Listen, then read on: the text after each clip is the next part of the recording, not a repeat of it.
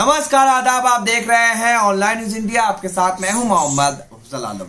जहां अवसर देखा वहीं व्यापार शुरू, यही पेशा और धंधा बन गया है योग गुरु बाबा रामदेव का। जी हां, बाबा रामदेव पहुंचे थे अयोध्या भूमि पूजन के कार्यक्रम में शिरकत करने, और वहीं उन्होंने कह दिया कि हम भव्य गुरुकुल बनाएंगे, पतंजलि पीठ बनाएंगे, जहां से देश विदेश के लड़के आएंगे आयुर्वेद की पढ़ाई करने के लिए। जी हाँ, और आपको दिखाएंगे आज बाबा रामदेव की असली कहानी।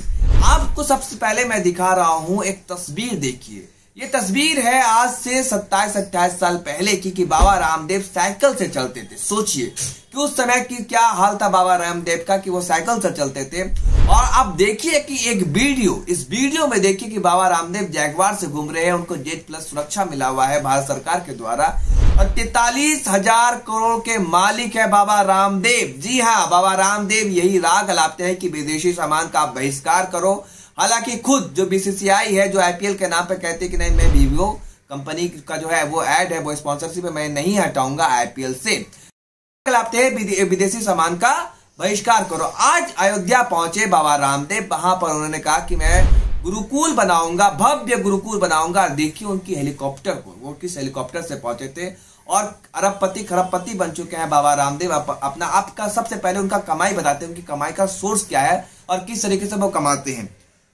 DPA pharmacy, Patanjali Ayurveda limited, Patanjali food and herbal park limited, Patanjali विश्वविद्यालय उनकी आय की सबसे बड़ी स्रोत है। ये जो जितने कंपनी है ये पतंजलि के नाम से चलते हैं, इनका सबसे बड़ा कमाई का स्रोत है। और बाबा रामदेव आज देश नहीं बल्कि पूरी दुनिया में जाने जाते हैं, लेकिन खुद को कहते हैं कि मैं तो नंगा और फकीर हूं जी, लेकिन 43,000 करोड़ के मालिक हैं। और मर्सिडीज से घूमते हैं। अब जैगवार कार देखिए, उनका क्या काफिला है, मस्त काफिले से वो घूम रहे हैं।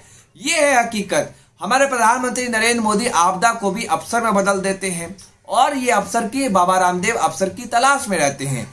एक को राजनीति करना है धर्म के नाम पर, और दूसरे को करना है व्यापार। जी हाँ, यही है दोनों का गठजोड़। आपने देखा कि एक तरफ बाबा रामदेव जो व्यापार का उन्होंने हुंकार कर दिया कि मैं भव्य गुरुकुल बनाऊंगा, वही प्रधानमंत्री नरेंद्र मोदी आज पहुंचे। और अब इसका 5 अगस्त को आपको पता होगा कि 5 अगस्त को 370 भी हटा था, और राम मंदिर का शिलान्यास भी किया गया, भूमि पूजन का कार्यक्रम भी किया गया। तो अब इस 5 अगस्त की डेट को जो भारतीय जनता पार्टी के जो कार्यकर्ता है, नेता है, इलेक्शन के समय में खूब बुनाएंगे, खूब गिनाएंगे और दिखाएंगे कि देखिए हमारे प्रधानमंत्री नरेंद्र मोदी ने ये करके दिखा दिया। लेकिन इनसे पूछिए कि क्या पेट्रोल के दाम कम हुए, इनसे पूछिए कि रोजगार का क्या हालात है, इनसे पूछिए कि हमारे नौजवान जो बेरोजगार है उन पर क्या गुजर रहा है, वो खुद सोचिए। लेकिन सिर्फ और सिर्फ इनको धर्म के नाम पर, धर्म के और आस्था के नाम पर किस तरीके से मौका उड़ाना है आप खुद समझिए, और राजनीति करना है आप खुद देखिए। एक तस्वीर दिखा रहा हूं आपको, वो देखिए एक तस्वीर कि जो हमारे जो राम है वो भगवान राम आप छोटे हो गए प्रधानमंत्री नरेंद्र मोदी के कद के सामने, जिनको पूरी दुनिया आस्था, जिनकी पूरी दुनिया पूजती है, जिनका पूजा करते खुद प्रधानमंत्री नरेंद्र मोदी और पूरी भारतीय जनता पार्टी पूछती है। लेकिन देखिए कि किस तरीके से, कितनी बेहूदगी से, कितनी बदतमीजी के साथ एक तस्वीर को बनाया गया कि भगवान राम को छोटा दिखा दिया गया है, और खुद प्रधानमंत्री नरेंद्र मोदी उनका हाथ पकड़कर ले जा रहे हैं। ये है हकीकत, ये है सच्चाई कि इनका काम, इनको श्रद्धा से कोई मतलब नहीं, इनको आस्था से कोई मतलब नहीं, बल्कि इनको भगवान राम का नाम बेचना है और इससे राजनीतिक कमाई करना है। इनको वोट चाहिए।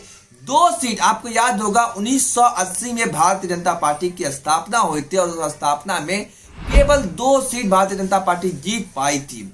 और 1989 जो पालमपुर अधिवेशन था भारतीय जनता पार्टी का, हिमाचल प्रदेश के पालमपुर में, जहां पर उन्होंने लाल कृष्ण आडवाणी थे उस समय अध्यक्ष, जिन्होंने कहा था कि हम राम मंदिर का निर्माण करेंगे, अपने घोषणा पत्र उन्होंने जारी किया था। तब से जो भारतीय जनता पार्टी ऊंचाई और बुलंदियों को छू रही है, और आज छूते छूते कहां आ गई आप देख रहे हैं कि 303 सीट पर पहुंच चुकी है। ये है सच्चाई और भारतीय जनता पार्टी की, कि भगवान राम के नाम को बेचना है, भगवान राम के नाम को जो है का जो माला जपना है, लेकिन किस लिए?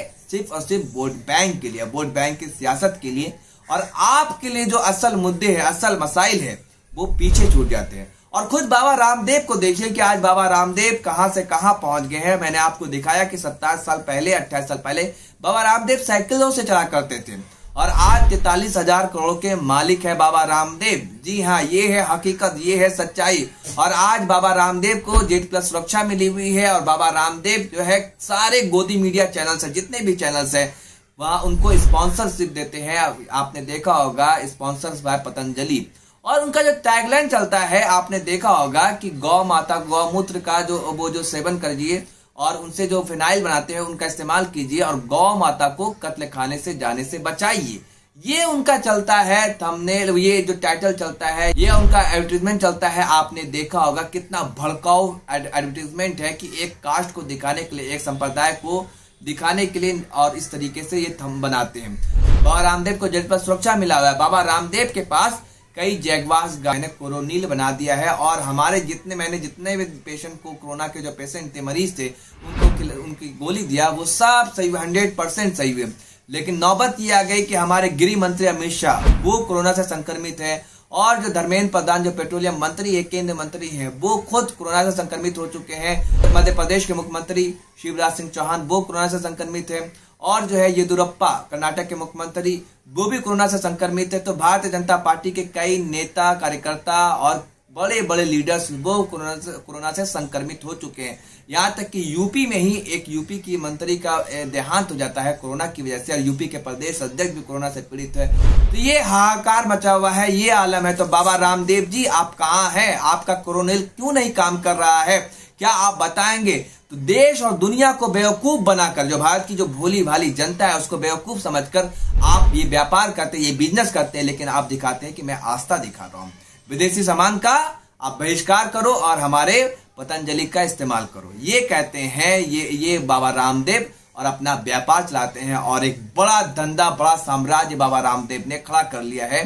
तो बस यही है हकीकत कि एक को राजनीति करना है और दूसरे को व्यापार करना है, यही है सच्चाई।